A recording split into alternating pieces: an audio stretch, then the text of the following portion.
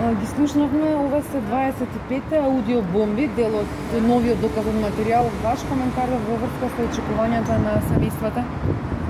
Да, ние долго ги очекувавме овие бомби, затоа што најавува, има бум нешто во нив. Меѓутоа, за овие 4 часа, како што видовте и вие, не знам дали имаше таков бум, затоа што нешто суштинско нема во бомбите. Имаше многу разговори помеѓу Министерката за внатрешни работи, Ордана Јанкуловска, помеѓу Миле Јанакиевски, помеѓу премиерот Сашо Мијалков, Оливера Трајковска, значи се различни се тие.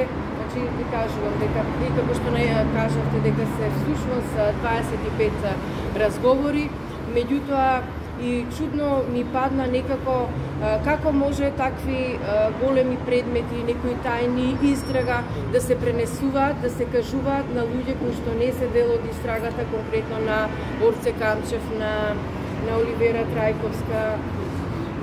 Предпоставувам дека сепак и вие медиумите треба да разберете во таа насока се, како и разговорот со Латас. Меѓутоа, исто така,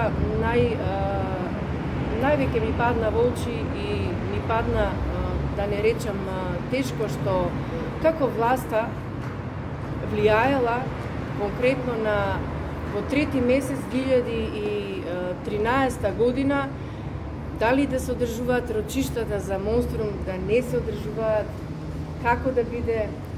Значи, стварно е жално и ете, и со овој разговор се потврдува како власта има влијание врз суството, за жал. Овие родители позади мене доаѓаат секој ден, секој час, очекуваат нешто сериозно, очекуваат правна држава, да се случи она што треба да се случи, секој да си ја врши својата работа.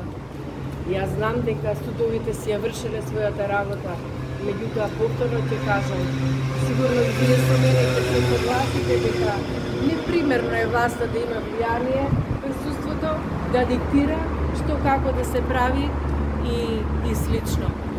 Друго нешто по однос има ли нови докази од ова, доказен материјал? Да кажам, дека нешто конкретно нема. Исто така многу е чудно што и поставува многу прашалници кога биле фатени двајцата во Косово, знаете за кого станува збор, зошто понатака не продолжила екстрадицијата.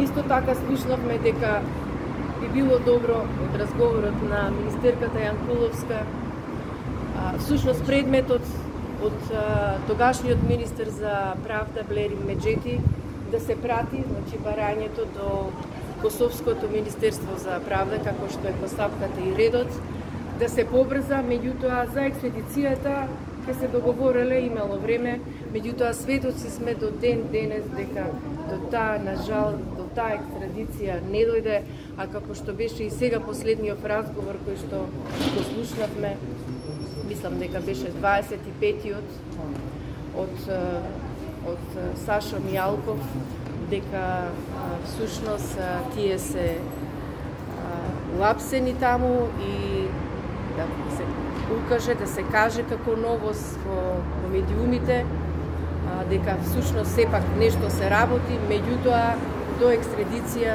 на жал не дојде. Нешто друго ако имате да кажете.